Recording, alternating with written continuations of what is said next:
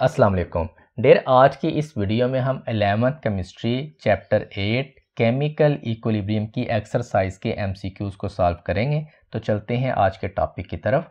First MCQs is for which system does the equilibrium constant has the unit of पर concentration.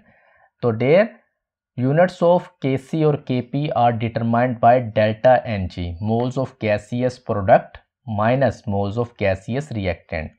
यहाँ अगर आप option C के ऊपर गौर करें तो यहाँ जो प्रोडक्ट हैं इनके 1 मोल्स हैं और रिएक्टेंट के यहाँ 2 मोल्स हैं, तो ये हो जाएंगे 1 - 2 is equal to -1।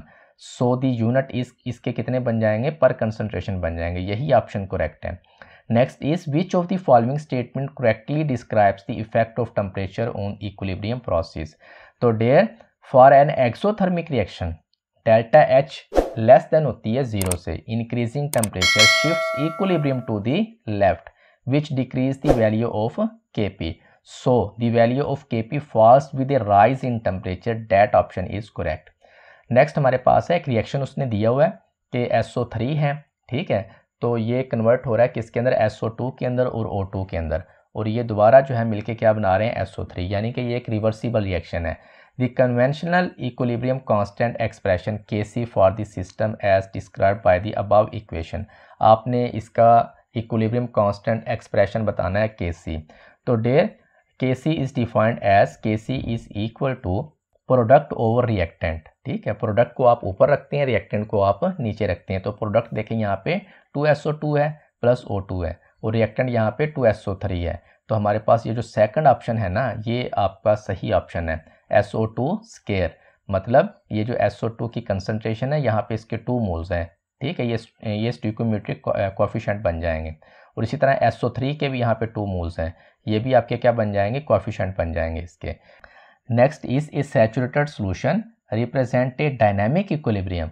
Macroscopically, the concentration of dissolved solute is constant. Microscopically, this occurs because, अब देखें, dynamic equilibrium means the forward यानी dissolving and reverse precipitating process are happening at equal rates, resulting in no net change।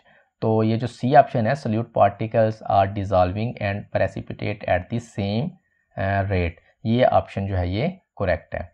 Next is which of the following statement correctly describe the effect of temperature on the equilibrium constant। तो dear temperature is the only factor that change the value of K। How K change with temperature depends on whether the reaction is endothermic or exothermic। So C option Kc depends on the enthalpy change of the reaction। That is correct। Next is consider the gas phase equilibrium system represented by the equation। यहाँ पे 2H2O है gaseous form में, ये convert हो रहा है H2 + O2 में।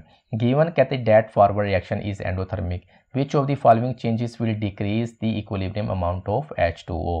Dare for and endothermic reaction delta H ये ग्रेटर देन होता है 0 से, increasing the temperature shifts the equilibrium to the right product side to absorb the added heat, this consume H2O। So the exact option is increasing the temperature at constant pressure.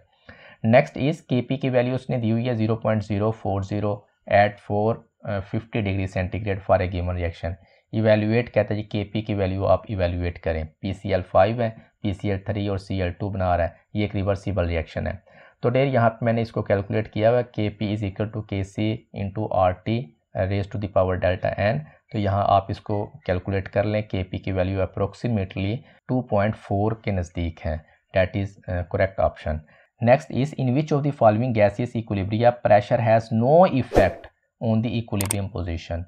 तो देर एक चीज़ याद रखें कि pressure change affect equilibrium only if there is a change in the total moles of gas।